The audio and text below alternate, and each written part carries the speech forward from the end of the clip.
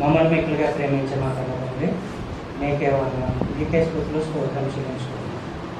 నా దేవ, ఈ శుక్రవారం జరిగిన నా ప్రభువా, కూడి వచ్చిన ప్రతి ఒక్కరిని కూడా దర్శించి దీవించి ఆశీర్వదించి ప్రభువా. తండ్రి, నీ కుమారుడు శిలువుపై పలికిన 7 మాటలను మేము ధ్యానించుచుండగా ప్రభువా, నీ యొక్క సన్నిధి మాలలో ఉందని మేము ఎరిగి ఉన్నాం ప్రభువా. నా తండ్రి, మేము వాక్యమును బోధించుచుండగా కావలసిన జ్ఞానమును దయచేయ ప్రభువా. వినుసున్న నీ బిడ్డలకు ప్రభువా వినగలిగే శక్తిని, గ్రహించగలిగే శక్తిని దయచేయ ప్రభువా. విన్న వాక్యం నెమరవేసుకునే వారుగా ఉంచు ప్రభువా. తండ్రి, నాకంటే జ్ఞానవంతులు ఈ మందిరంలో ఉన్నారు, అయినను ప్రభువా నేను ఈ వాక్యమును బోధించుచుండగా ప్రభువా నాకు కావలసిన వాక్య పరిజ్ఞానం నాకు దయచేస్తామని ప్రభు పేట యొక్క ప్రార్థన సమర్పించుకుంటున్నాను తండ్రి. ఆమేన్.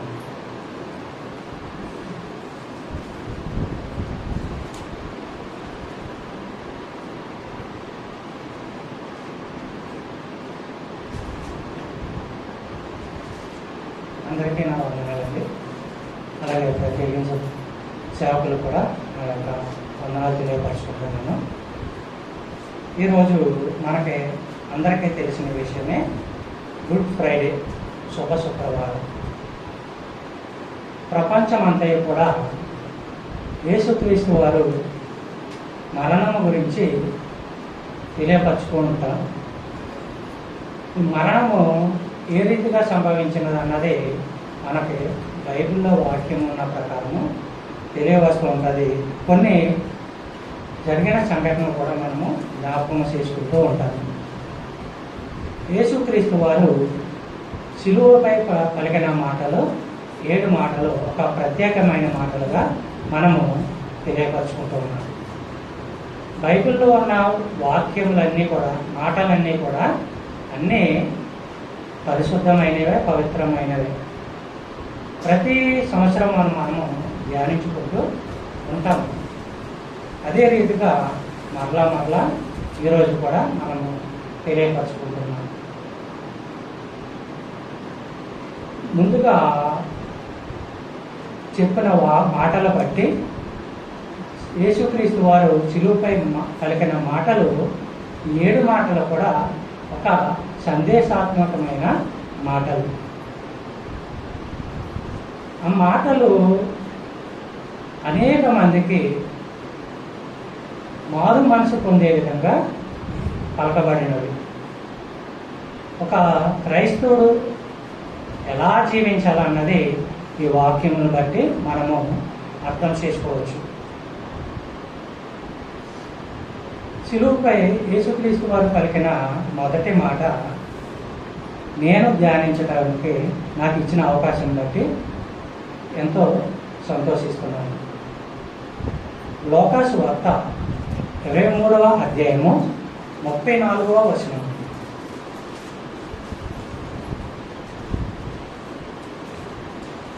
మూడవ అధ్యాయము 34వ వచనము ఒకసారి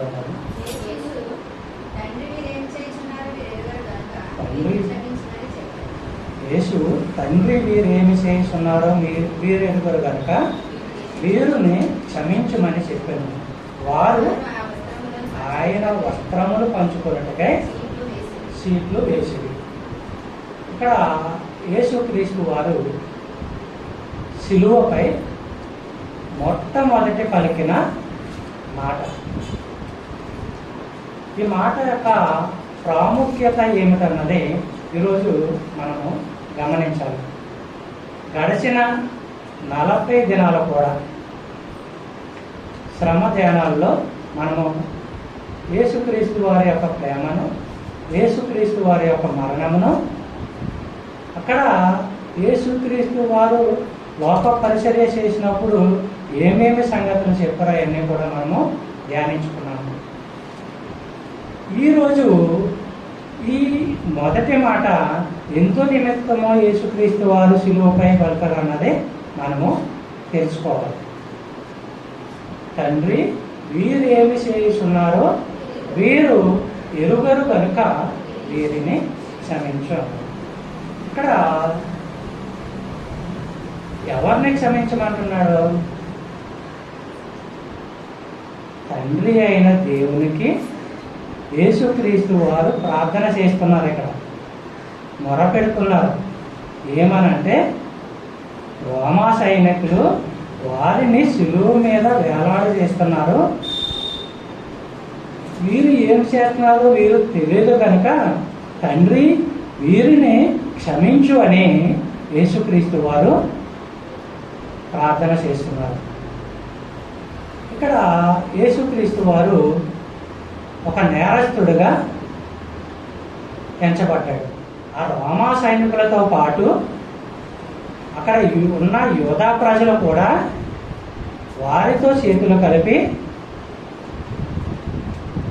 నన్ను శిలువపై నడిపిస్తున్నారు. రోమా సైనికులు పలికిన మాటలకు వీరు సపోర్ట్ చేస్తూ వారికి వత్తాసు పలుకుతూ మాటలు వినిపిస్తూ ఉన్నారు. వారికి నిజముగా తెలీదు, తండ్రి వీరిని క్షమించు అని యేసుక్రీస్తు వారు అంటున్నారు. అలాగా తండ్రికి మొరపెట్టడంలో యేసుక్రీస్తు వారు తన శిలువపై ఉండి కూడా చేస్తున్నారు. మరి ఈరోజు యేసుక్రీస్తు వారు పలికిన మాటలను మనము ధ్యానించుకుంటున్నామంటే ఎంతో విలువైనది. ఈరోజు క్షమించు అనే పదము మనము ఈ వాక్యంలో మనము చూస్తున్నాం. పరిశీలించాల దాన్ని. ఎందుకని క్షమించాలి అనే మాటను తండ్రి వీరిని క్షమించి అంటున్నాడంటే, అక్కడ ఉన్న రోమా సైనికులు కానీ అక్కడ ఉన్న ఇశ్రాయేల్ ప్రజలు కానీ తన సొంత ప్రజలు కానీ వారు ఏమి చేస్తున్నారో వారికి తెలియదు. నాకు తెలుసు ఇక్కడ ఏమి జరగబోతుంది, తర్వాత జరిగేది ఏమిటో కూడా నాకు తెలుసని యేసుక్రీస్తు వారు చెప్తున్నారు. వీరికి తెలియనిది ఏంటంట, లేఖనములలో చెప్పబడిన దానిని నెరవేర్చడానికి నేను ఈ లోకమునకు వచ్చాననే విషయము ఈ సైనికులకు కానీ ఈ ప్రజలకు కానీ తెలియదు ప్రభువా తండ్రి. అందువలన ఈరోజు నేను శిలువ మీదకి రాగలిగాను. వారిని క్షమించు. నీవు చెప్పిన ప్రకారము ఈ లోకమునకు నేను వచ్చి నీ సువార్తను ప్రకటించాను. ఈ లోకమునకు వచ్చి ఈ ప్రజలను నేను రక్షించాను. నీ మాట ప్రకారము ఈరోజు నేను శిలువ పైన మరణిస్తున్నాననే విషయము ఈ యొక్క ప్రజలకు తెలియదు అని యేసుక్రీస్తు వారు తండ్రికి మొరపెడుతున్నారు. మరి క్షమించే గుణము యేసుక్రీస్తుకి ఉంది. మరి క్షమించే లక్షణము మనకు ఉందా, ప్రజలకు ఉందా? ఆయన పడే తాపత్రయం ఏంటంటే మనుషులు మారాలి, ఆయన చెప్పిన ప్రవచనాలు నెరవేర్చాలి. మనిషి మారు మనసు పొందినప్పుడే మనిషి యొక్క పాపము తొలగింపబడుతుంది. అది నా ద్వారానే. నేను వీరి పాపములు తీసివేయడానికి లోకమునకు వచ్చాను. అది ఈరోజు జరగబడినది. అందువలన నేను శిలువపై మరణిస్తానని యేసుక్రీస్తు వారు తన యొక్క మాటను తండ్రికి వివరించుకుంటున్నారు. మరి క్షమించాలి అంటే మనము అంటే మనుష్యులు విశ్వాసులు ఏమి కలిగి ఉండాలి? ప్రేమ కలిగి ఉండాలి. క్షమించే గుణం ఉండాలంటే ప్రేమించే లక్షణం కూడా ఉండాలి. అటువంటి ప్రేమ లేని మనుషులు విశ్వాసి అయినా కానీ అవిశ్వాసిగానే ఉంటాడు. మరి మత్తయి సువార్త 5వ అధ్యాయము, మత్తయి సువార్త 5వ అధ్యాయము 43వ వచనము 44వ వచనము.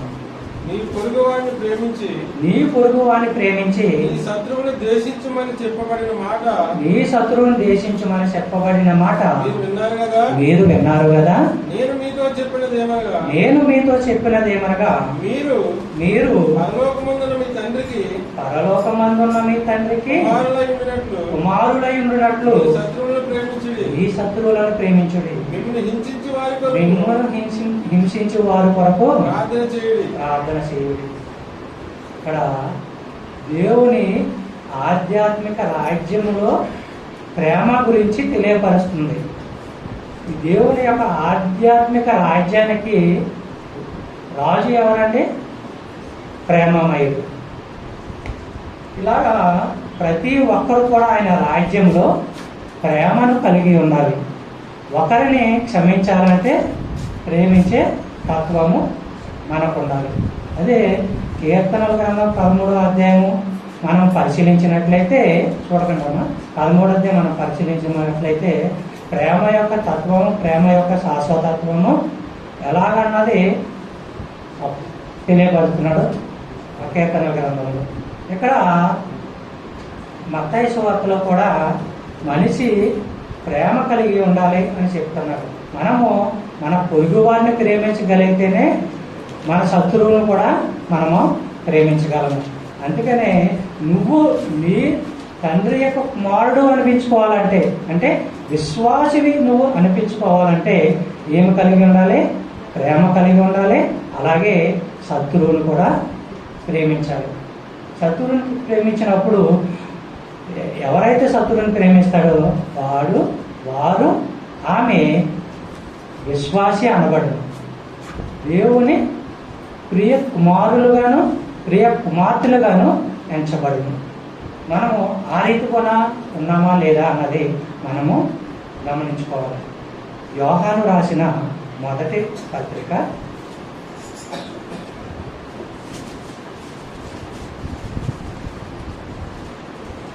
4వ అధ్యాయము 8వ వచనం.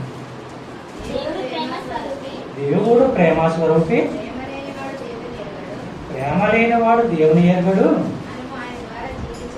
మనము ఆయన ద్వారా జీవించినట్లు దేవుడు తన అద్వితీయ కుమారుని లోకములోనికి పంపాడు. చాలా ఇక్కడ ఈ వాక్యమును మనము పరిశీలించినట్లయితే దేవుడు ప్రేమ స్వరూపి. ప్రేమ కలిగి ఉన్నవాడు మాత్రమే ఇతరులను ప్రేమించగలడు. అలాగే యేసుక్రీస్తును కూడా వెంబడించగలడు. ఎందువలనంటే యేసుక్రీస్తు వారు ఈ లోకంలోకి వచ్చి తన ప్రేమను పంచాడు. అందరికీ కూడా ఈక్వల్గానే పంచాడు ప్రేమ. ఒకరికి ఎక్కువ, ఒకరికి తక్కువ లేదు. మనుషులకు ఉండదు. ఒకరి స్థాయి ఇది, ఒకరి స్థాయి అది అని మనము అనుకుంటాం, మనము హెచ్చించుకుంటాం. అపోస్తలుడైన పౌలు తనను తాను తగ్గించుకున్నాడు. ఏమన్నాడు? అపోస్తలుడు అనబడుటకు నేను అర్హుడను కానని అపోస్తలుడైన పౌలు తనను తాను తగ్గించుకున్నాడు. అలాగే విశ్వాసి కూడా తనను తాను తగ్గించుకున్నప్పుడే వారు నిజమైన క్రైస్తవుడు. అలాగా ఇక్కడ పాపుల కోసం, వారి రక్షణ కోసం యేసుక్రీస్తు వారు శిలువ పైన మరణించారన్న విషయము మనము గమనించాలి, గుర్తుపెట్టుకోవాలి కూడా. మనకి నడుస్తుంటే, చెప్పులు లేకుండా నడుస్తుంటే ఒక చిన్న రాయి పుచ్చుకున్నా కూడా చాలా నొప్పి అనిపిస్తుంది. మరి యేసుక్రీస్తు వారిని కొరడా దెబ్బలతో కొట్టుతూ సిలువను మోసుకుంటూ వెళ్ళమన్నప్పుడు మరి ఆయనకి ఎంత బాధ ఉంటుందండి? అలాగే ఆయనను సిలువపై వేలాడదీసినప్పుడు, బల్లెముతో పొడిచినప్పుడు మరి ఆయనకి ఎంత బాధ ఉంటుంది? చిన్న ముళ్ళు పుచ్చుకుంటేనే, ఒక రక్తపు బొట్టు కారితేనే మనం ఎంతో బాధపడతామే. మరి యేసుక్రీస్తు వారిని బల్లెముతో పొడిచినప్పుడు ఆయన బల్లెముతో పడవగా ఏమొచ్చిందంటే ఒక పక్క రక్తము, ఒక పక్క నీరు. అది దేవునికి మాత్రమే సాధ్యం, దేవునికి మాత్రమే వస్తుంది. మానవులకి ఎవరికన్నా వస్తుందండి నీరు? రాదు.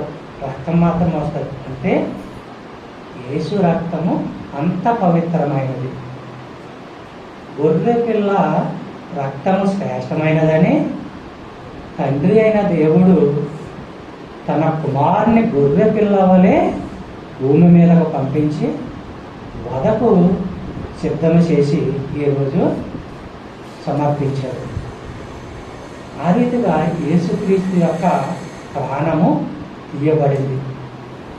మరి ఆయన పడ్డ వేదనలను శోధనలను మనకే కనిపించవు. ఈరోజు చెప్పుకోవడమే తప్పదు.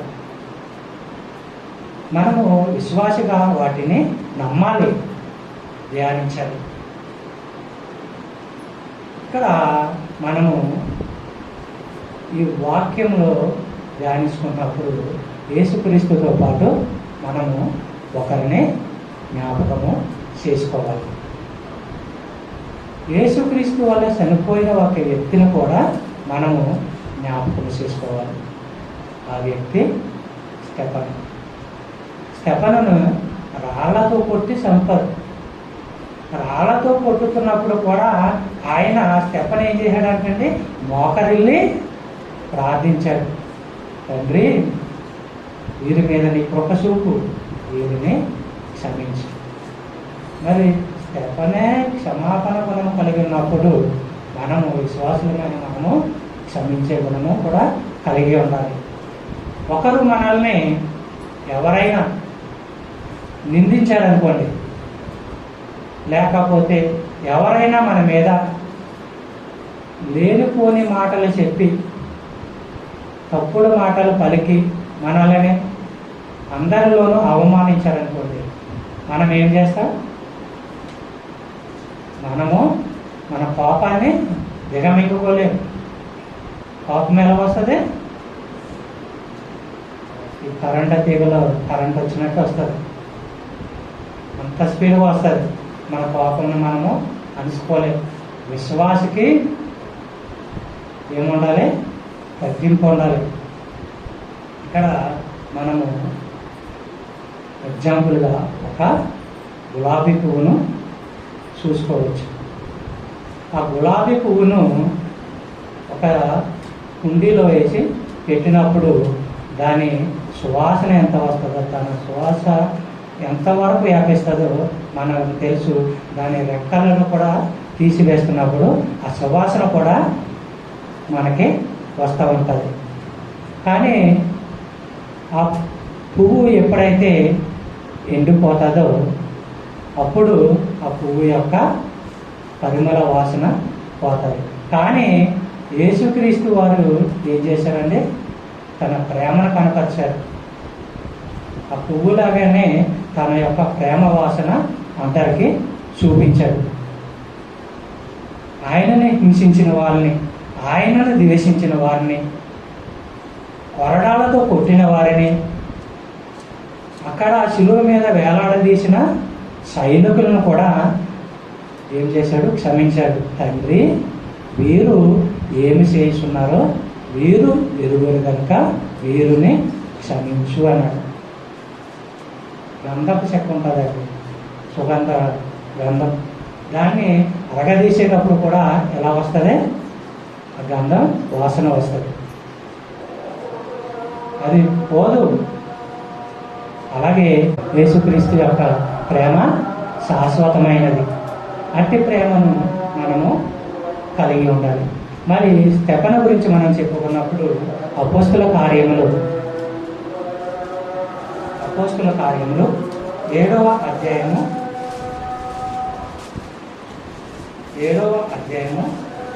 59వ వచనం. ప్రభువును కూర్చి మొరపెట్టుచు, యేసు ప్రభువా, నా ఆత్మను చేర్చుకోమని స్టెఫను పలుకుతుండగా వారు అతనిని రాళ్ళతో కొట్టారు. ఇక్కడ స్టెఫను ఏం చేశాడు? యేసుక్రీస్తుని దేవుడిగా ఎంచుకున్నాడు. యేసుక్రీస్తు దేవుడని నమ్మి తండ్రికి మొరపెడుతున్నాడు. స్టెఫను యొక్క ఆత్మను తీసుకోగలిగే వ్యక్తి ఎవరంటే దేవుడు తప్ప ఆయన యొక్క ఆత్మను ఎవరు తీసుకోలేరు. అలాగే అపోస్తల కార్యం 7వ అధ్యాయమే కింద వచనం చదవండి. 60వ వచనం. అతడు మోకాళ్ళుని, ప్రభువా, వారి మీద ఈ పాపము మోపకని గొప్ప శబ్దంతో పలికిన. ఈ మాట పలికి నిద్రించెను. సౌలు అతని సావులకు సమ్మతించాను. చూసారండి, ఆయన స్టెఫనును రాళ్లతో కొట్టిన, హింసించిన దేవునికి మొరపెట్టుకున్నాడు. ప్రభువా, వీరిని క్షమించు, పాపము వీరి మీద మోపకు అని తెలియపరుస్తున్నాడు. యేసు నేర్పిన ఈ యొక్క ప్రేమ నియమాన్ని స్టెఫను ఎంతగానో తన హృదయంలోనికి ఆహ్వానించాడు. అలాగా తన యొక్క ఆత్మను, దేవుడిచ్చిన ఆత్మను ఆయన సమర్పించుకున్నాడు. కీర్తనల గ్రంథము 22వ అధ్యాయము 18వ వచనము. నా వస్త్రములు వారు పంచుకొనిస్తున్నారు, నా అంగీ కొరకు సీట్లు వేయించున్నారు. సరేనా? ఇక్కడ మనము మొదటి మాటగా లోక సువార్త 23వ అధ్యాయము 34వ వచనంలో మనం చదువుకున్నప్పుడు, యేసు తండ్రి వీరేమి చేస్తున్నారు, వీరు ఎరుగరు గనక వీరిని క్షమించు అని. వారు ఆయన వస్త్రములు పంచుకొనుటకై సీట్లు వేసేది. మరి ఇక్కడ లోకాసు వార్తలో చెప్పుతున్నాడు, ఆయన వస్త్రములు చింపుకొని చింపివేసి సీట్లు వేసి పంచుకుంటారు అనే విషయము దావీదు ప్రవక్త తన లేఖనంలోనే ముందుగానే తెలియపరిచాడు. ఏమనంట, నా వస్త్రములు వారు పంచుకొనిస్తున్నారు, నా అంగీ కొరకు సీట్లు వేస్తున్నారు. అదేవిధంగా మార్కు సువార్త 15వ అధ్యాయము 24వ వచనము.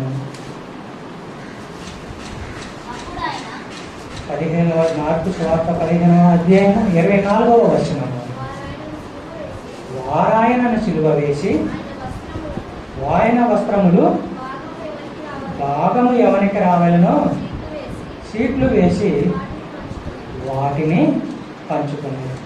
అలాగే మత్తయి సువార్త 27వ అధ్యాయము 35వ వచనము మనము పరిశీలించినట్లయితే,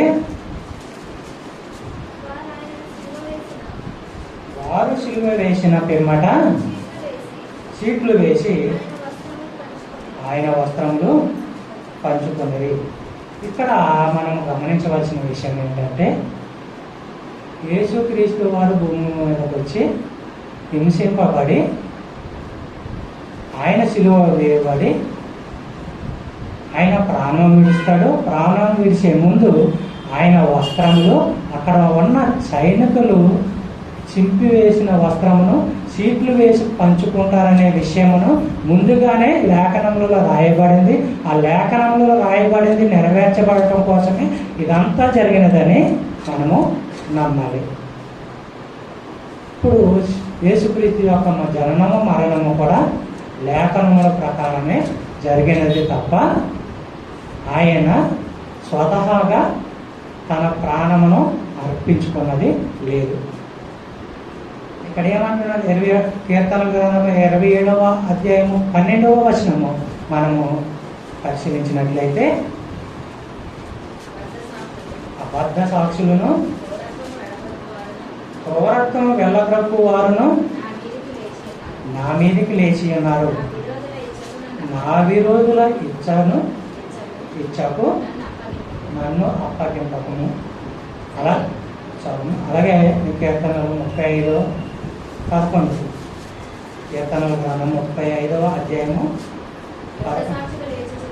ఒక సాక్షులు లేచుతున్నారు, నేనెరుగని సంగతులను గూర్చి నన్ను అడుగుతున్నారు.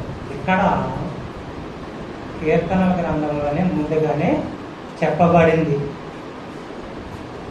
దావీదు భక్తుడు తెలియపరుస్తున్నాడు, తన గురించి తెలియపరుస్తూ రాబోయే మెస్సయ్య గురించి తెలియపరుస్తున్నాడు. ఏంటంటే, ఈరోజు ఏ నేరము లేని యేసుక్రీస్తుని నేరము పంపి ఆయన మీద అబద్ధ సాక్ష్యాలు చెప్పించి ఆయనను క్రూరత్వంగా హింసించి ఆయనకు శిలువకు అప్పగిస్తారనే విషయాన్ని ముందుగానే లేఖనములలో తెలియపరచడం జరిగింది. అదే రకంగా యేసుక్రీస్తు వారి మీద జరిగింది కూడా. కోటా సాక్షులు ఎంతోమందిని తీసుకొచ్చి అక్కడ సాక్ష్యమును పెట్టారు.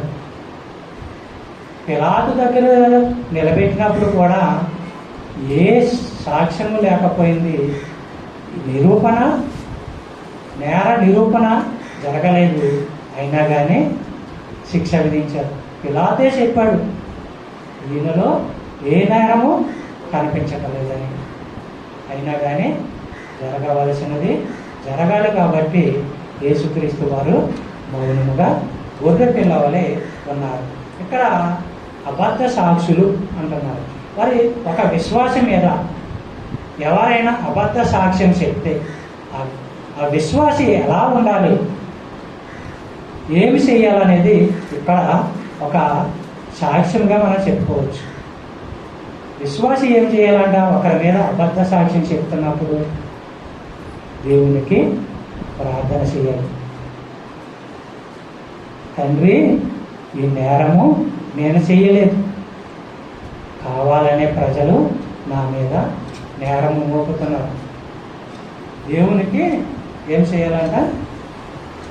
ప్రార్థన చేయాలి. దేవుని మీద నమ్మకం ఉంచాలి. రెండో విషయం ఏంటంటే నమ్మకం ఉంచాలి. దేవా, లేనిపోని సాక్ష్యాలు పెట్టి నా మీద నేరం మోపుతున్నారు, నా మీద అబద్ధ సాక్ష్యం చెప్తున్నారు. నీవు నా పట్ల నాకు తోడుగా ఉన్నావు, అందుకని నీవే నన్ను రక్షించాలని దేవుడికి మొరపెట్టుకోవాలి. ఈ రెండూ లేనప్పుడు విశ్వాసి అల్ప విశ్వాసిగానే ఉండిపోతాడు. విశ్వాసి ఎప్పుడు దేవుని పట్ల నమ్మకము కలిగి ఉండాలి. ముఖ్యంగా ఉండవలసిన లక్షణం ఏంటంటే క్రైస్తవుడికి క్షమించే లక్షణం ఉండాలి. ఒకరిని క్షమించలేని మనిషి హృదయము దేవునికి సమర్పించుకోలేదు. యేసుక్రీస్తు వచ్చి నీ హృదయం అనే తలుపు తెరువు, నేను నీ ఇంట్లో వచ్చి భోజనం చేస్తానంటే నీ హృదయంలో ఉండి నేను నివాసం ఉంటాను. యాక్చువల్గా ఆయన నివాస స్థలం ఎక్కడండి? ఆకాశం, భూమి ఆయన పాదపీఠం.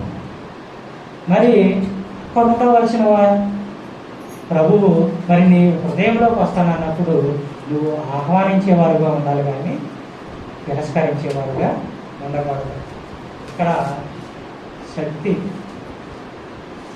ఇటువంటిది, క్షమాపేక్ష అనే శక్తి మనిషిని జీవింప చేస్తుంది. ఇక్కడ మనము పగలకు ద్వేషాలకు, ఇప్పుడు మన మీద ఎవరైనా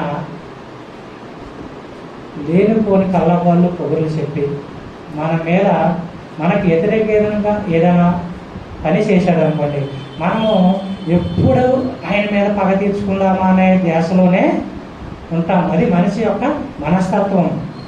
క్రీస్తు చెప్పేది ఏంటంటే నీలో ఆ ద్వేషం ఉండకూడదు, నీలో ఆ పగ ఉండకూడదు. నీలో ఏముండాలంటున్నాడు? దీర్ఘశాంతం ఉండాలంటున్నాడు, ప్రేమ ఉండాలంటున్నాడు. అదే ఏ ప్రేమ అంట? దైవక ప్రేమ, దేవుని యొక్క ప్రేమ. అటువంటి ప్రేమ కలిగి ఉండాలని తెలియపరుస్తున్నాడు.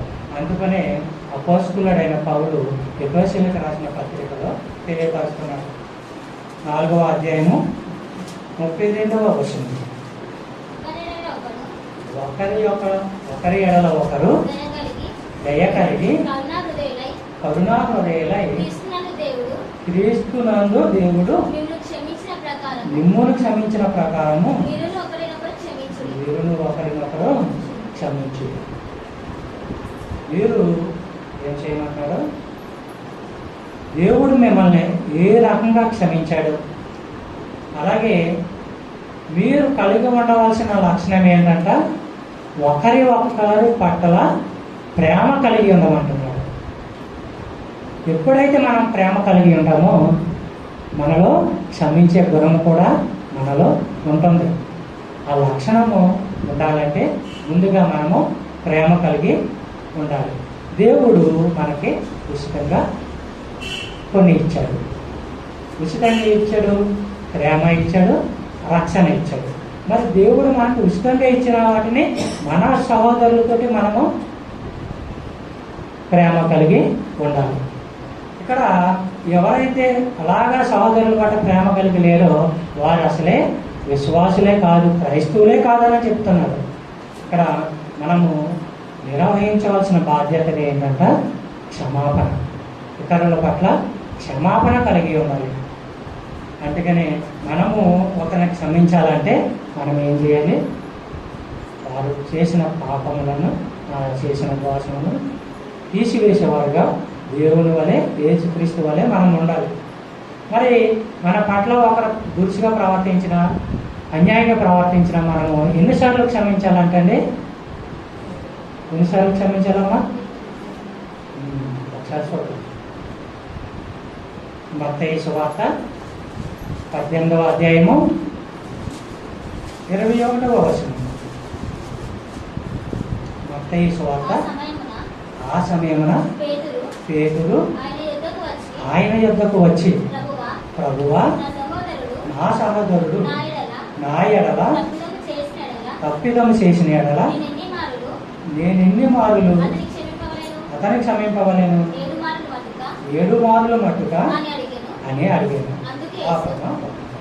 ఇక్కడ పేతురు తెలియపరుస్తున్నాడు, యేసుక్రీస్తు వారిని అడుగుచున్నాడు, ప్రభువా, నా సహోదరుడు నా పట్ల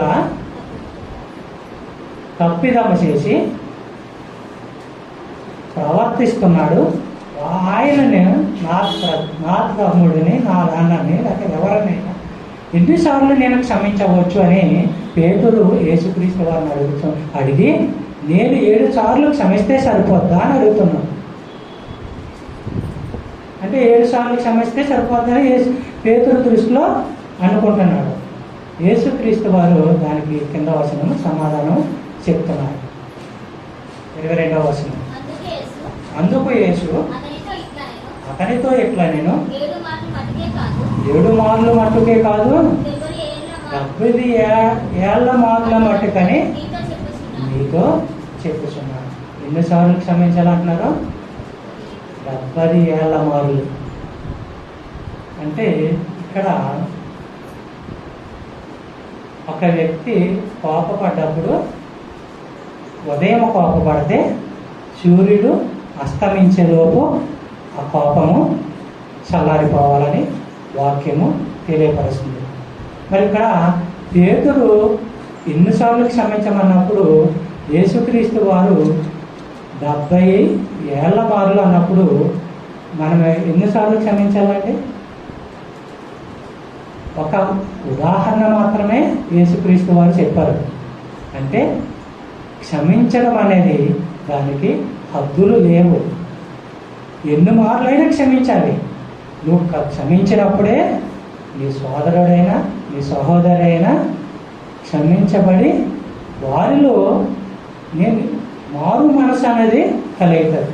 యేసుక్రీస్తు వారి యొక్క ఉద్దేశం ఏంటంటే ప్రతి ఒక్కరు కూడా మారు మనసు పొందాలి.